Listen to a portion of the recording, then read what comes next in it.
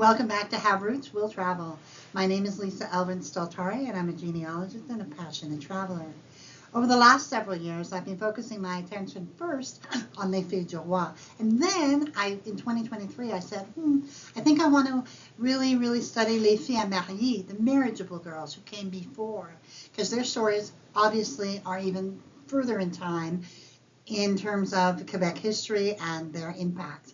So with that being said, we are now, I believe, on episode 95 of the series. There are about 262 ladies that we'll be doing. So we've come a long way to go. Thank you all for your support. I really appreciate each and every one of you. And I also want to make sure that those of you who have not yet subscribed, please click that subscribe button. And that really helps me. It's completely free.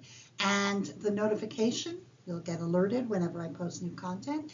And also like. The like button is one thing that a lot of people don't know, but that like means that it's shared, and it's shared. It's some sort of logarithm or algorithm or something. But in any event, it does help me. So if you could do that, that'd be greatly appreciated. So with that being said, let's get to know the next Filles Mariées in our series. Like to talk a little bit about Les Filles Mariées, the marriageable girls, because they're less known than Les Filles du Roi, and they often get mistaken for them. Les Filles Mariées is a group of women, about 262, that came between 1634 and 1662. They did not come in groups. Many times they came one at a time, couple at a time. It was not a program. They did not receive any dowry or money or that sort of thing. They came because they wanted a new life, and it was understood that they would marry.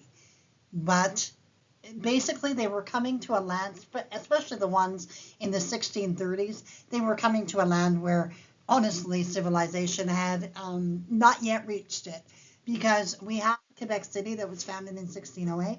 Trois-Rivières was founded in 1634.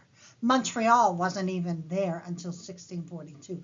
So these ladies are incredible, and their stories are incredible, and the amount of descendants they have is incredible. So I really wanted to explore this, because this is, if the Filles du Roi are the founding mothers of Quebec, these truly are the founding grandmothers. And many of our trees and our ancestry link up to these phenomenal women. So let's get to know one of them today. Today we're going to look at Les Filles Mariées, episode 95, Catherine Delauvaux. Now, she comes to us from a viewer request. I do not have her in any of my files, so let's get to know Catherine a little bit better. Born in 1620 in a commune called Delme in France, her parents were Alexandre Delauvaux and Louise de Renel.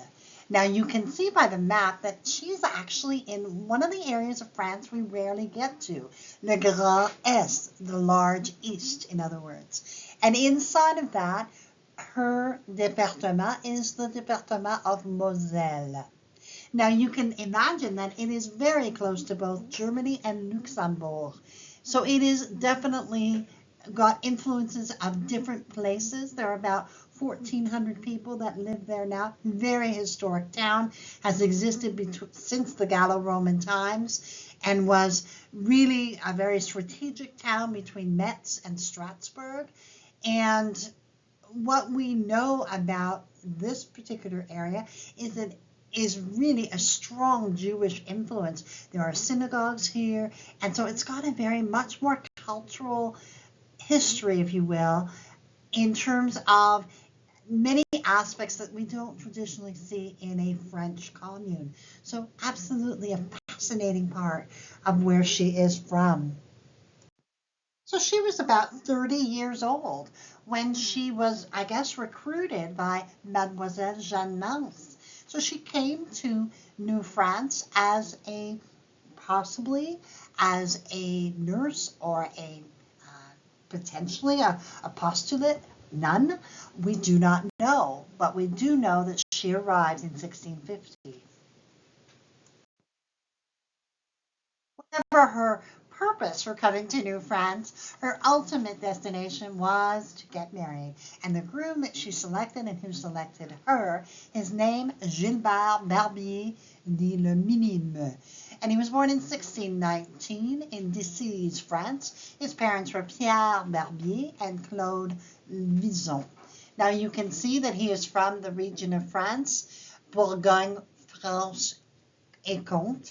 Now you can see that, remember in the previous slide we looked and she's from the Grand Est. He's from the region just below. So I don't know, that seems kind of interesting, if you will. And he is from the Département of Nièvre, which you can see circled here. There's about 5,000 people that live here today. This town has existed since ancient time, and the town's names actually comes from a legal settlement that Julius Caesar himself actually settled. It was Decitia, which over time became Decize. It lies right on the Loire River. The church Saint Henri has existed since the 11th and 12th century.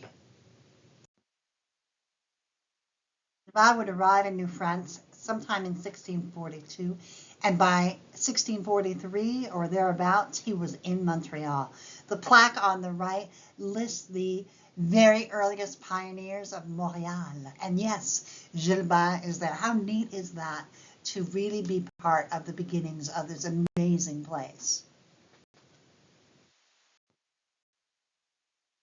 So by November 14th, 1650, in Montreal, there we have Gilbert and Catherine married.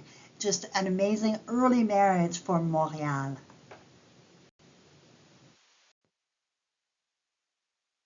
Let's talk a little bit about Montreal, the wonderful city that it would become. Started off as the simple little town of Ville-Marie, the town of Marie, by the founder Paul de Chamédy, Sœur de Maisonneuve, and was essentially just a missionary center that was founded in May of 1642. The colony would not thrive, and it was on the verge of extinction when Chamédy in 1653 decided to return to France to recruit 100 settlers, which would be known as Le Grand Recrue. From this small group would evolve the Notre Dame congregation from Sister Marguerite Bourgeois, who came along. When Montreal was founded, the new colonists were rapidly confronted by a fearsome enemy, the Iroquois. And this is one of the reasons, if you look at that map on the left, if you look at it and you see like, wow, they were exposed at all locations. And this is one of the reasons why it was so challenging for them during that time to build. But what would become, what was its weakness became its ultimate strength, because not only once you actually could do business there, obviously there were many roads in. And that is what led to Montreal becoming the international city that it is now. Now, up on the top, those of you who have not been to Montreal, and those of you who have, there's a portion of town called Le Vieux Montréal. And the old Montreal, it really is the old Montreal. Many of those buildings have been there since 1600s and 1700s. And in the middle, we have Notre Dame Church as it exists today, which is magnificent. And then on the bottom here, we have a depiction of 1700 Notre Dame. Here is on the right, on the extreme right, is the fort of Montreal as it would have existed, and it's part of a museum study. I posted the link for you if you want to explore that. And of course, the fabulous skyline of Montreal, the night light of Montreal. I love this city, so you'll excuse me for just glowing about it. Now, let's have a look at Gilbert and Catherine. In 1666, we find them together.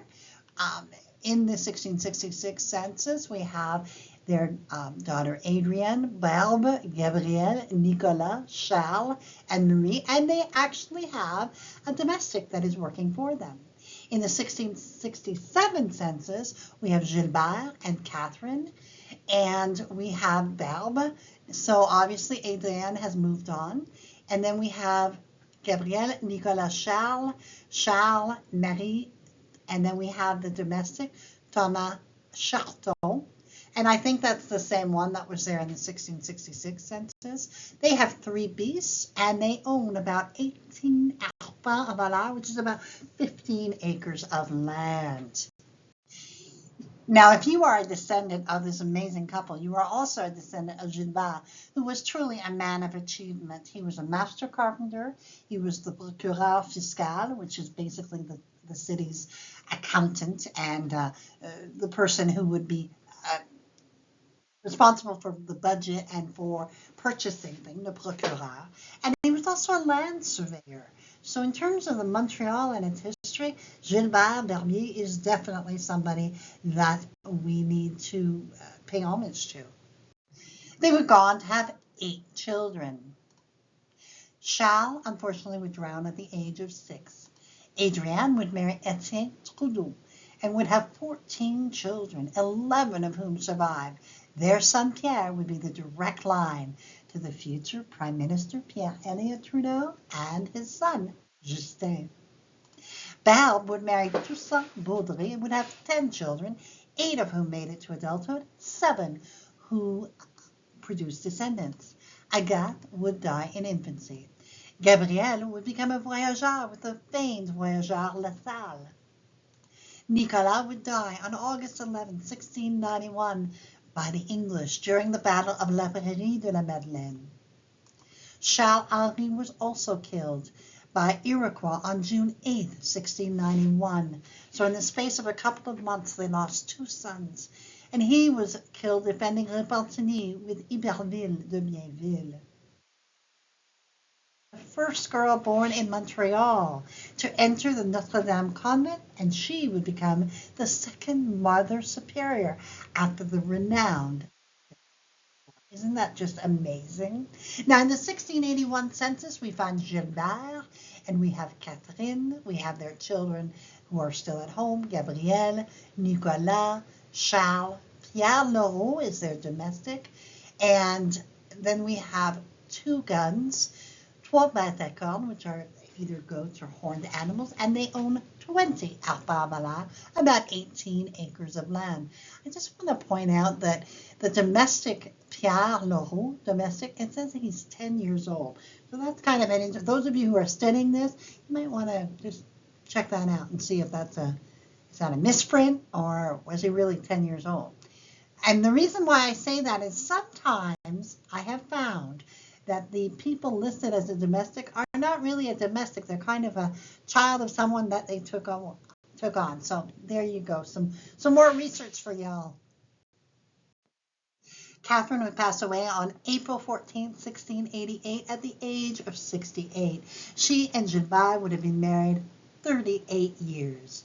She would leave us a tremendous gift of 215 descendants. Gilbert would himself pass away 5 years later at the age of 74. And we have some further information for you. Those of you who speak or read French, Les Filles du Roi, the Pioneers of Montreal. I posted the link in the notes below. It's a fabulous read, I have to tell you. And The Women of Ville-Marie, which is English and available on Amazon and written by my colleague in Les Filles du Roi organization, Susan McNally. A tremendous book. You must read it if you want to understand Montreal and also Les Filles du Roi and the pioneers that built this amazing city. So, and another remarkable story. Catherine was truly a wonderful addition to her husband, and they were true partners, and I thought of them as movers and shakers for sure in Montreal, and their contributions obviously were very, very important to the city that was struggling to survive. So we want to say thank you to Catherine for making such a difference and for making certain that your legacy lives on. Thank you, and we bless your memory. And I want to say thank you to my patrons and supporters. All of you are just wonderful, and as well my subscribers. Remember, I'm trying to get to 2,000. I think I've said that at the beginning, but I really, really want to say thank you to those of you who have made that extra step and become patrons, or you do a monthly subscription on PayPal, or you do an Etsy, not an Etsy, but a Ko-fi. a lot of you take different platforms. So I want to thank you so much for believing in me and believing in supporting this channel. It really means a lot. So until I see you on the next episode of Les Filles Mariées, I will say au revoir.